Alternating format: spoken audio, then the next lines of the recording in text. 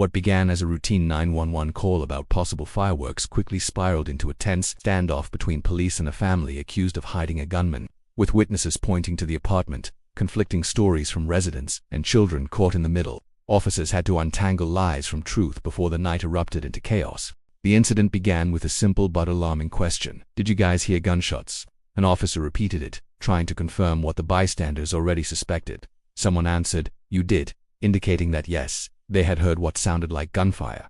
Immediately, tension filled the air. Gunshots in a residential neighborhood are never taken lightly. Officers needed to know not only whether people had heard the sound but also exactly where it came from. The line of questioning shifted quickly. Did you know where? Or this one right here? The urgency was clear. Pinpointing the origin of the shots could mean the difference between finding an active shooter or defusing a false alarm. As this questioning unfolded, a call came across the radio. Dispatch advised officers that they had received a report of a physical dispute at 509 Engelhardt Terrace. That address now became the center of attention. The message was firm. Be advised, we got a report of a physical dispute at 509 Engelhardt Terrace. Come see if you can have another town respond to Engelhardt. Reinforcements were needed in case the situation spiraled into violence. Officers immediately moved toward the location, urging residents to step outside for safety. Come outside, absolutely, come outside, one officer ordered, trying to maintain authority while also preventing panic. At this point, they needed to identify exactly who lived in which apartment. A woman was questioned, "Are you apartment B?" She hesitated, responding with confusion. "What?" Again, the officers pressed. "What apartment number are you?" She gave inconsistent answers. First, yeah, B6, then B, or A. Finally, the officers clarified, "What apartment number are you? A or B, or apartment letter?" Her hesitation only raised suspicion. Was she nervous because of the police presence, or was she trying to hide something? The officers grew more direct. "Can you come outside, Senora?" Outside still. No clear answers came. One officer reported over the radio, 5, no problem yet. That was a relief, at least temporarily, but the tension hadn't disappeared. Officers asked her repeatedly to come down the stairs. Come down, Senora, come down." Another officer instructed his colleague, "Yo, go take the front. Make sure no one leaves." They were sealing off the area, treating it like a potential crime scene. Then came the crucial question, who's in the house? The woman finally gave some information. My husband, my daughter." Officers immediately instructed her to bring them down. "Okay, come down, come down, come down." But the concern wasn't only about who was inside, was about what might be inside. What's going on? Were you guys playing? You guys have a gun inside the home or anything like that? The woman denied it. Another voice interjected, "Hey, how are you? Are you apartment B?" The woman insisted, "No, he only listen music." Her words were broken and unclear, raising more doubt about her credibility. Meanwhile, another piece of information surfaced. Someone claimed the suspect had jumped in a car. Officers countered that with, "No, he came out of that car. Where's that?" There was clear confusion. Again, the questioning turned back to the apartment. Who else is in the apartment? At first, she said only her children were inside. My kids, my men. Then she confirmed, and that's it. But when confronted with her earlier statement, she admitted, "Yeah, my husband, my kids." The inconsistency was obvious, and one officer responded bluntly, "Now you lied to me because you said your husband's up there." The officers didn't want to take any chances. They demanded, "Can you have them all come out? Have everybody come out. Have everyone come out." The woman hesitated again, asking if she should bring her kids, or with my kids. Officers answered firmly, yeah, everybody, but make sure your hands are." The warning was necessary. According to witnesses, somebody had fired a gun in that apartment. One officer reminded her, "Somebody said somebody shot a gun in your apartment. You understand?" She nervously agreed. "Yeah." The officer pressed, "Somebody said they shot a gun off. Did you hear that?" Her response was strange. "It's pretty funny." That remark didn't match the seriousness of the situation. She then tried to clarify, "No, do you know under gun?" Gun. The language barrier was clear, but the officers persisted. "Yeah, is there guns in there?" Her explanation was vague. "We thought it was fireworks, to be honest," but I guess her words trailed off. Fireworks often get mistaken for gunfire, but in this case, multiple 911 calls had already been made. Officers needed clarity, like what's going on outside. The original caller from picking up the phone, dispatch had relayed that a 911 call reported someone firing shots into the air, and that the shooter had gone into this very apartment. "We got a 911 that somebody said they shot a gun in the air and they went to your apartment." Her denial was immediate. No, but another problem surfaced. Neighbors had seen people entering the apartment who weren't family members, but there were people here from who went into their apartment that said that's what happened. The officers then shifted their questioning. They asked about a white car nearby. "Do you know whose white car that is?" She denied knowledge. "No, The officers pointed it out directly. "You see the white Mustang over there? Is it Mustang?" The story was unraveling. Witnesses, neighbors, and even anonymous callers were giving police consistent descriptions. The shooters had been seen by the dumpster, aiming a weapon upward, and a flash was spotted in the dark sky. Meanwhile, those inside the apartment gave conflicting stories: fireworks, music, or nothing at all. By this point, the officers had pieced together enough to know the situation wasn't a misunderstanding. Someone had indeed fired a weapon. The problem was figuring out who inside was lying and who was telling the truth. With children present, emotions running high, and multiple witnesses pointing toward the apartment, the scene was quickly escalating into something far more serious than just a noise complaint. The confusion outside the apartment was not easing up. Officers were already cautious, knowing that when firearms are involved, hesitation can be deadly. They had multiple reports suggesting that gunfire came from the direction of this apartment, but the residents inside continued to deny any knowledge. The woman at the center of questioning kept offering vague, inconsistent explanations, which made it nearly impossible for the officers to fully trust her words. When she mentioned music and fireworks, the credibility of her statements sank even lower. Fireworks, while often confused with gunshots, do not usually result in numerous frantic 911 calls. The difference between a sharp crack of gunfire and the booming sparkle of fireworks might be subtle for some ears, but seasoned officers could almost always tell the difference. Tensions rose as neighbors stood by, whispering and pointing toward the building. Many of them had heard the sound, and some even claimed to see a flash in the night sky. Such eyewitness accounts are invaluable, but they also add pressure. Officers must weigh them carefully, since frightened residents can exaggerate or misinterpret events. Still, when multiple people give the same account, it adds credibility. The mention of individuals by the dumpster firing upward was consistent across more than one source. Meanwhile, the officers tried to balance assertiveness with calm. They had to ensure no one inside the apartment felt cornered enough to make a reckless decision. Children were said to be inside, and whenever kids are part of a volatile situation, the risk multiplies. That is why officers insisted again and again, have everyone come out. They wanted to clear the apartment systematically, removing each person so that the situation could be neutralized without unnecessary escalation. The woman's nervousness, however, kept raising red flags. When first asked who was inside, she only mentioned her children. Then, under pressure, she admitted her husband was present too. At another point, she seemed to suggest more people were involved but then backtracked. This inconsistency made the officers suspect she was protecting someone or hiding the truth entirely.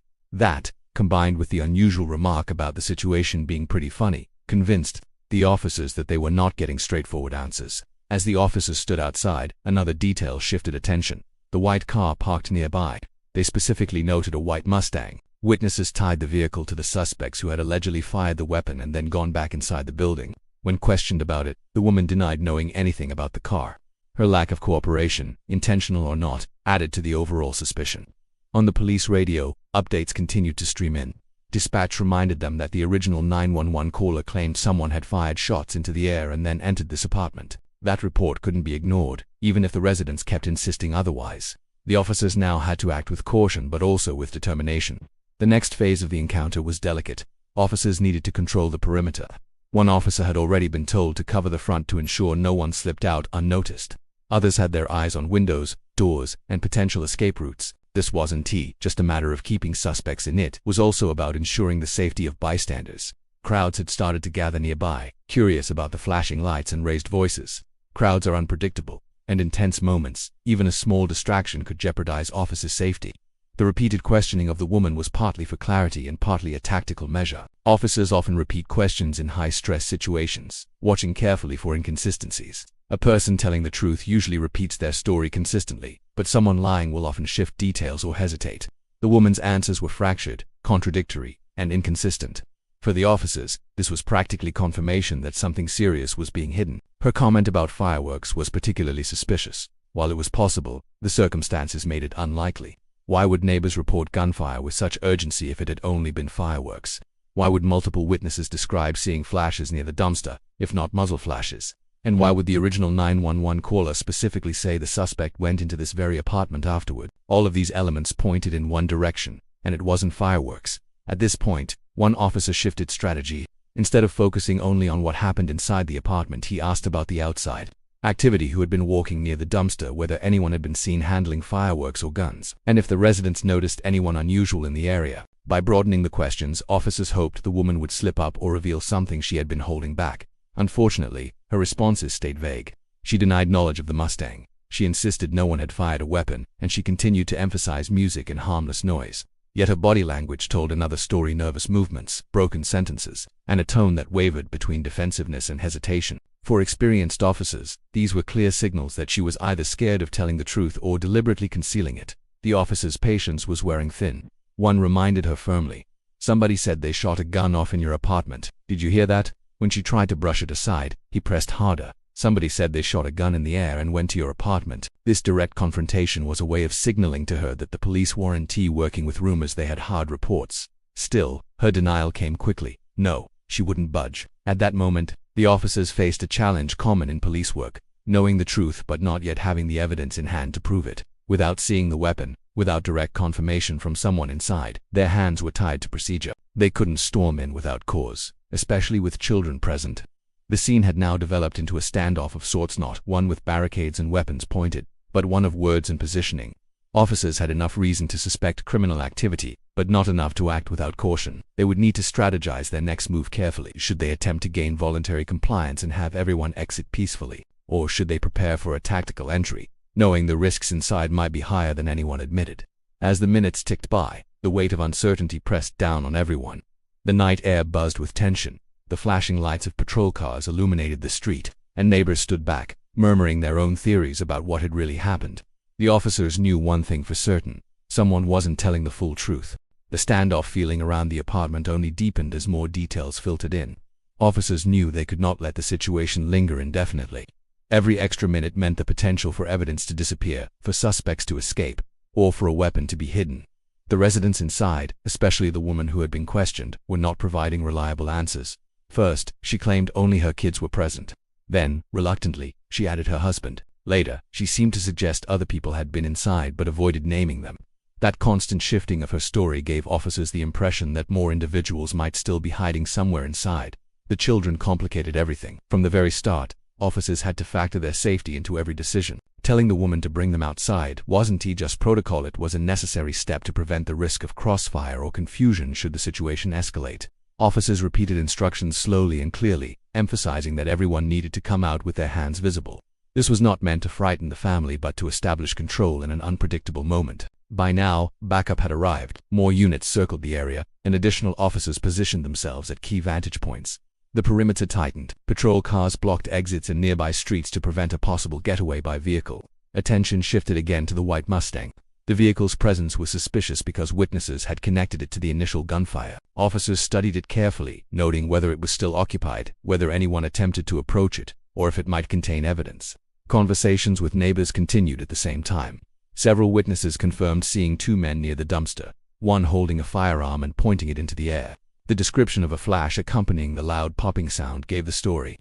Wait, it sounded much more like gunfire than fireworks. Fireworks do not usually produce a single flash in the same direction. They scatter, spray, and linger. The witnesses insisted this was different. The light was brief, sharp, and unmistakable. The challenge was tying that outdoor incident directly to the people inside the apartment. That was why the officers pressed the woman repeatedly about who had entered her home. If the suspects seen near the dumpster ran inside, the apartment could now be harboring both residents and outsiders. Her denial about strangers being present seemed flimsy, given how nervous she appeared. One officer noted to the others that her body language was defensive: crossed arms, darting eyes, and hesitation before every answer. To trained eyes, those cues often mean concealment. Meanwhile, the radio traffic grew steady. Commanders wanted updates. Had the suspects been identified? Was the weapon located? Had the residents complied? Each officer on scene gave clipped, professional reports, but underneath the radio chatter was an undercurrent of urgency. If shots had truly been fired into the air, it meant someone in the neighborhood had recklessly discharged a firearm in a residential area, crime with serious implications for safety. The strategy evolved into a step-by-step extraction. Officers intended to remove the occupants one at a time, beginning with the children. They hoped that once the kids were safely outside, the parents would feel more pressure to cooperate. But even that plan depended on the woman's willingness to comply. If she continued to resist or delay, officers would be forced to take firmer action. They could not allow potential shooters to remain barricaded behind a door while evidence of a firearm sat somewhere inside. Another angle officers considered was language. The woman's broken English sometimes made her answers confusing, and it was possible that certain words like fireworks or music were attempts to simplify her explanation. To counter this, bilingual officers or translators were often called to similar scenes. Communication errors can be just as dangerous as intentional lies. If she didn't fully understand the gravity of the officer's questions, her casual responses could be misinterpreted as deceit. Still, the inconsistencies were too glaring to dismiss entirely. All the while, the neighborhood watched from the shadows. Some residents filmed the scene on their phones, whispering nervously about what was unfolding. Others huddled behind curtains, peeking through windows at the flashing lights. Police presence always draws attention, but when firearms are mentioned, fear spreads quickly. Parents ushered their children indoors, worried about stray bullets or sudden violence. The entire block felt the ripple effect of what had begun as just a noise complaint. Inside the apartment, time ticked on. The woman had been given several opportunities to bring out her husband and children, yet progress was slow. Officers had to decide whether to wait longer or escalate. The command structure leaned toward patience. The last thing anyone wanted was a forced entry that might put the children at risk. Still, they made preparations. Tactical units nearby were briefed. Shields and less lethal equipment were readied, and medics stood by in case injuries occurred. The white Mustang remained a silent witness. Officers carefully checked whether it had been reported stolen or tied to any other incidents. While one group kept watch on the apartment, another ran the license plate through the system. If the vehicle linked back to someone inside, it could provide a crucial piece of evidence. Finally, attention returned to the original report. Dispatch repeated what had been logged. A caller heard shots, saw individuals, and then tracked them running into this exact apartment. That consistency, combined with the eyewitness reports from neighbors, left little room for doubt. Something had happened here. What remained unclear was whether the residents would admit to it voluntarily or continue denying it until hard evidence forced the truth out. The officer's questions grew sharper. Were you guys playing? Did you guys have a gun inside? Did anyone shoot in the air? Each time the woman shook her head, offering only half-hearted explanations. One officer reminded her, almost as a warning, somebody said they shot a gun in your apartment. When she responded with laughter earlier, it had been unsettling. Now, as the seriousness of the situation weighed on her, the laughter was gone. She seemed cornered, reluctant, but still unwilling to confess. The delicate balance between patience and authority continued. Officers knew they had to tread carefully. Too much pressure could make the family panic. Too little pressure, and the suspects could regroup, destroy evidence, or slip away. Every decision carried weight, and every second mattered. The tension in Section 3 built toward an inevitable conclusion. The officers would soon need to take decisive action. The family's evasive answers, the eyewitness reports, the suspicious vehicle, all of it added up to probable cause. The only question was how to proceed without endangering the innocent children inside or the officers standing watch outside. By this stage, the investigation had turned into a slow grind between truth and denial. The officers were armed with reports, suspicions, and multiple witness accounts, while the residents inside clung to half answers and vague denials. The tension in the neighborhood was thick. Patrol cars lined the street, lights casting red and blue patterns on the walls of the apartment complex. The air was heavy with anticipations. Something was going to break, and everyone watching seemed to know it. The primary task remained unchanged: get everyone out of the apartment safely. The woman who had been questioned was still the key. She was the only consistent link between the officers and those inside. Yet her answers continued to wobble between honesty and concealment. Sometimes she said her kids were inside. Other times she mentioned her husband. At one point, she hinted at other people being present but stopped short of confirming it. For the officers, every inconsistency reinforced the idea that suspects were hiding, perhaps hoping the situation outside would eventually calm down and the police would leave. Officers on scene did not have that option. Leaving would mean ignoring credible 911 calls and eyewitness statements. It would mean risking that someone inside, who had already discharged a firearm recklessly, might do it again later. This was a matter of community safety now, not just a private dispute. That's why officers pressed harder. They instructed the woman again, bring everyone outside, children first, then the adults, hands visible, no sudden movements. It was a routine command but necessary in this kind of situation. The crowd around the scene had grown. Neighbors stood further back now, pushed behind police tape, but their murmurs filled the night air. Everyone wanted to know what would happen next. Was there really a shooter inside? Would police go in with force? Or would the family surrender peacefully? In the age of smartphones, many spectators filmed the unfolding scene, ready to capture whatever came next. Officers were keenly aware of this. Every move they made was under public scrutiny, another layer of pressure in an already complicated case. Inside, the atmosphere was harder to read. Officers could only guess at the conversations happening behind the closed door. Was the husband debating whether to come out? Were the kids crying, confused about the flashing lights and loud voices? Was someone inside trying to hide a firearm under furniture or in a closet? Without direct visibility, every possibility had to be considered. The white Mustang outside continued to draw attention. Officers circled it, checking doors, shining flashlights through the windows. If the car was connected to the shooters, there could be fingerprints, shell casings, or even the weapon itself hidden inside. The vehicle represented both a lead and a risk. If a suspect inside the apartment still had the keys, they might try to bolt toward it. That's why officers had already stationed someone nearby, eyes fixed on the car, ready to respond at the slightest movement. Then came a renewed push from command. Over the radio, supervisors reminded the officers that probable cause was already established. Multiple independent witnesses had described gunfire. The original 911 caller identified the apartment directly. Residents had been evasive and inconsistent in their statements. These elements, taken together, gave officers the legal grounds to escalate if voluntary compliance failed. The safety of children inside was the only factor delaying a tactical entry. One officer stepped forward again, calling out to the woman in a firm but controlled voice. He reminded her of what was at stake. Somebody said they shot a gun in your apartment. We need everyone outside. Now the tone was no longer just questioning, it was an order. The woman hesitated, glancing back inside before responding weakly. Her answers were lost in the noise of the street, but her body language showed resistance. This hesitation placed officers in a difficult position. They had to decide whether her delays were caused by fear, confusion, or outright defiance. If she was scared of her husband or someone else inside, her reluctance could be a sign of intimidation. If she was simply lying to protect someone, it meant she was actively obstructing the investigation. Either way, the delay endangered everyone. Time stretched, and the officers began preparing for entry. Shields were lifted from patrol trunks, tactical gear was checked, and less lethal options like beanbag rounds and pepper spray were readied. The plan was not to storm in recklessly but to be prepared if negotiation failed. Safety was the guiding principle, safety for the officers, for the neighbors, and for the children inside the apartment. As preparations continued, witnesses nearby were questioned again. One neighbor repeated the same story, 2 men near the dumpster, one raising a weapon into the air, the flash, the sound. Another confirmed that they saw those men run directly into the building afterward. The consistency of these accounts gave officers confidence. This was not just a misunderstanding about fireworks. This was gunfire in a neighborhood full of families. Meanwhile, the woman finally stepped out again, this time holding one of her children's hands. The sight relieved some tension, but also confirmed officers' suspicion others were still inside. She had been stalling, whether out of fear or loyalty, but now she was complying piece by piece. Officers guided her and the child toward safety, instructing them to move slowly, hands visible. The process was calm but strict. Now the focus turned to the remaining individuals inside. Officers called for the husband directly, demanding that he come out with his hands raised. The silence that followed was thick with uncertainty. Every officer braced for the possibility that he might refuse. If he did, entry would be inevitable. After a pause, footsteps were heard, and a man appeared in the doorway. His movements were cautious, his hands partially raised.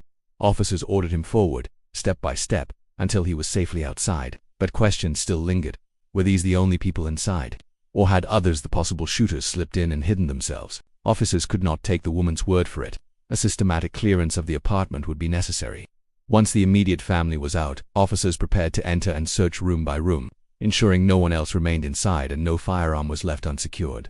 The conclusion of this standoff was not explosive but careful, measured, and methodical. Officers prioritized safety above all else. They relied on witness accounts, the consistency of evidence, and their own instincts built from training. The family's inconsistent stories had made the process far more tense than it needed to be, but the goal remained the same: protect the community from reckless gunfire and ensure no lives were lost in the process. As the final family members stepped outside and officers prepared for a controlled search, the neighborhood watched with silent relief. What began as the sound of gunshots had transformed into a full-scale police operation, a reminder of how quickly normal life can be disrupted by a single reckless act. For the officers, it was another night of balancing patience with authority, caution with urgency, and truth with denial, an exhausting but necessary duty to keep the community safe.